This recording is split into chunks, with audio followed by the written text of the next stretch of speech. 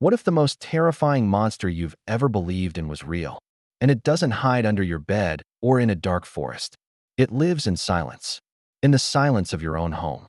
This isn't a ghost, a demon, or an alien. It's something far more ancient and far more insane. In the winter of 1959, a group of 9 experienced ski hikers ventured into the Ural Mountains. They were known as the Dyatlov Group. Not a single one of them came back alive. When rescuers found their tent, it was slit open from the inside, as if they had fled in sheer terror from something that was already among them. Their bodies were later discovered in the snow with injuries that defy all logic: crushed skulls, shattered ribs, tongues ripped from their roots, radioactive traces on their clothing, and footprints that only led away from the tent, with none leading back. The Soviet Union immediately classified the case, sealing the files for decades. The official report coldly concluded the hikers had met their end due to a compelling natural force. But what force? Today, we are dismantling the mystery of the Dyatlov Pass incident. We will examine the chilling evidence, the blood-curdling theories, and a terrifying new scientific discovery that might finally put this 60-year-old mystery to rest. Stay until the end if you dare, because the truth is far more frightening than any fiction. You will never look at a falling star the same way again. Our story begins not with fear, but with excitement. It was January 1959, and a team of 10 students and graduates from the Ural Polytechnical Institute, all highly skilled and certified Grade 2 hikers, the highest level of Soviet tourism, embarked on an ambitious expedition. Their goal was to reach Mount Otorten, a name derived from the Mansi language meaning "don't go there." A grim omen. But for these young, bright-eyed adventurers, it was merely part of the local folklore. The group was led by 23-year-old Igor Dyatlov, a determined and serious-minded radio engineer. The team was a mix of friends and acquaintances: Yuri Doroshenko, Georgy Krivonischenko, Ludmila Dubinina, Alexander Kolevatov, Nikolai Thibault-Brignol, Rustam Slobodin, Zenaida Kolmogorova, and Yuri Yudin. The trip was meant to be their crowning achievement, a challenging 190-mile trek through the northern Urals that would earn them their coveted sports certificates. Tragedy struck before they even began. One member, Yuri Yudin, fell seriously ill with joint pain and had to turn back at the last settlement. It was a decision that undoubtedly saved his life. As he said goodbye to his 9 friends on January 28th, he had no idea it would be the last time he would ever see them alive. The remaining 9 pressed on, their spirits captured in cheerful diary entries and now iconic black and white photographs. They are smiling, joking, building snowmen. In their final photo at a storage hut, they are a picture of youthful vigor and camaraderie. On January 31st, they began their ascent towards the pass that would later bear their leader's name. The weather, as it often does in the Urals, turned against them. A sudden blizzard and plummeting temperatures caused them to veer off their intended path. Instead of backtracking, Dyatlov made a fateful decision. They would set up camp on the slope of Kolit-Syakhl, translating to Mountain of the Dead in Mansi, and continue in the morning. This decision is the first major puzzle. The slope was exposed, windy, and far from ideal. Why not descend into the nearby forest for shelter? Some speculate Dyatlov was eager to maintain altitude and progress. Others believe they were simply too exhausted. They pitched their tent on the mountainside, securing it with skis. Little did they know, they were setting the stage for their own demise. Days turned into weeks with no word from the group. Concerned, families pressured the institute, and on February 20th, a volunteer search party was formed. It took 6 days of battling harsh conditions before, on February 26th, the searchers made a discovery that would haunt them forever. The tent was still standing, but it was a scene of surreal horror. It was half collapsed and buried in snow. Most disturbingly, it had been cut open in several places from the inside. The cuts were clean, made with a sharp knife. The tent was abandoned, but everything inside was left in a state of eerie orderliness. Warm fur coats, boots, personal diaries, precious food supplies, and even the group's cameras were all left behind.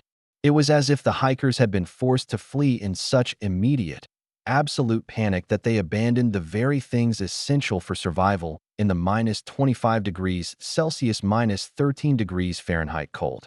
There were no signs of a struggle, no evidence of an animal attack or another party.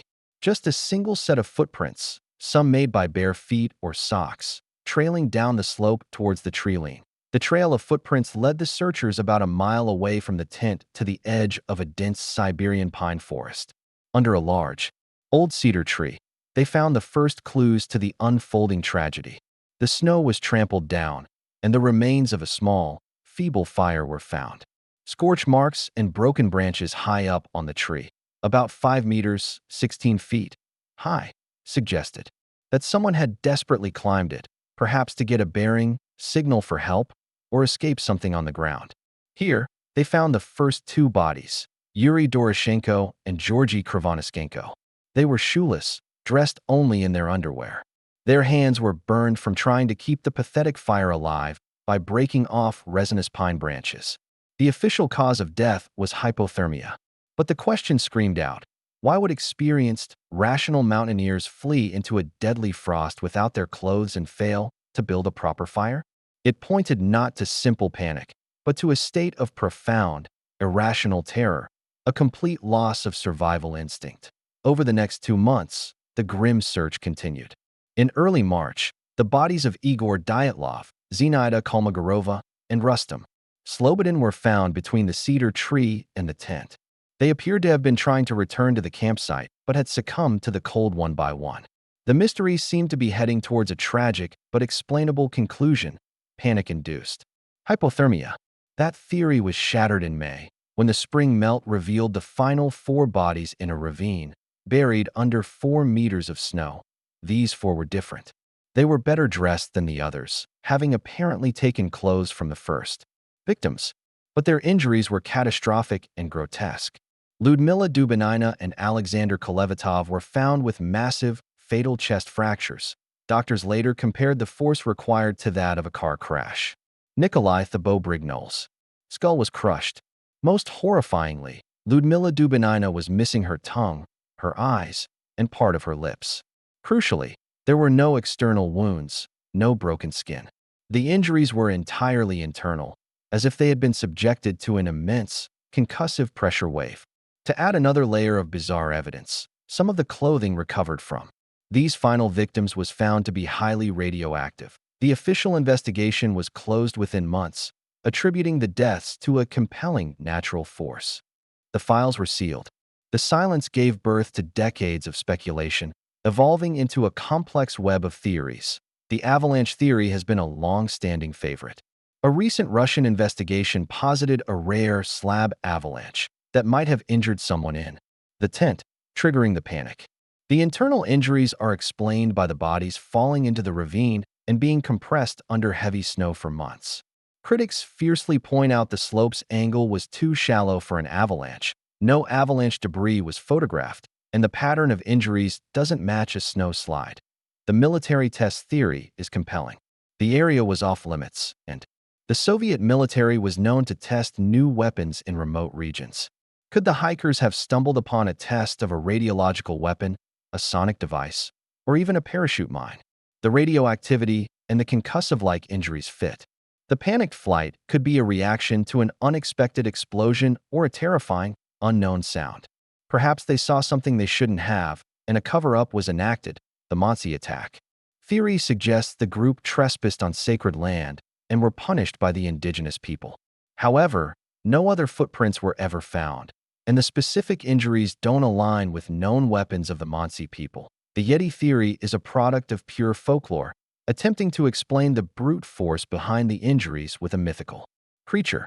It lacks any physical evidence. The UFO/paranormal theory is fueled by reports from other hikers in the region that night who described seeing orange spheres in the sky. Could these have been experimental aircraft, ball lightning, or something truly otherworldly that attacked the group?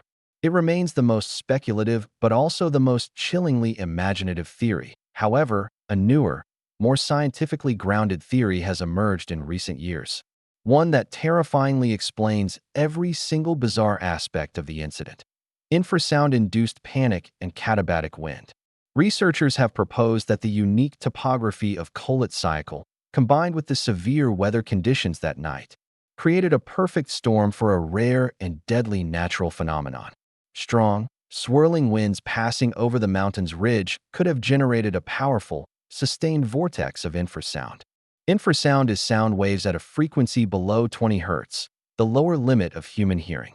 We cannot hear it, but our bodies and minds can sense it with devastating effects.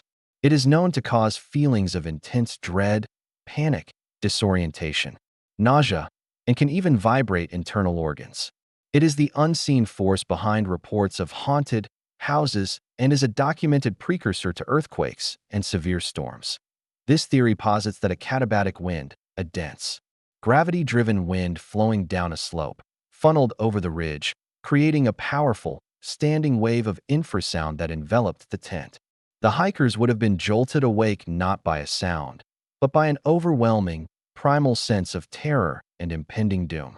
Their brains, hijacked by this inaudible scream, would have screamed only one command: FLE. Now, they wouldn't have grabbed coats or boots. They would have slashed their way out of the tent to escape the source of the unbearable feeling. This explains the irrational flight. The infrasound could have also caused respiratory distress and dizziness, explaining their inability to make a proper fire or think coherently. The four who died last may have been caught in a secondary, more powerful wind vortex, a phenomenon that can create sudden, extreme changes in air pressure. This could have generated a concussive force strong enough to cause the horrific internal injuries, like an invisible bomb blast, without leaving a mark on their skin. The radioactivity? A red herring, perhaps from the lantern mantles or a natural mineral deposit in the area. This theory is perhaps the most frightening of all. It doesn't require conspiracies or monsters.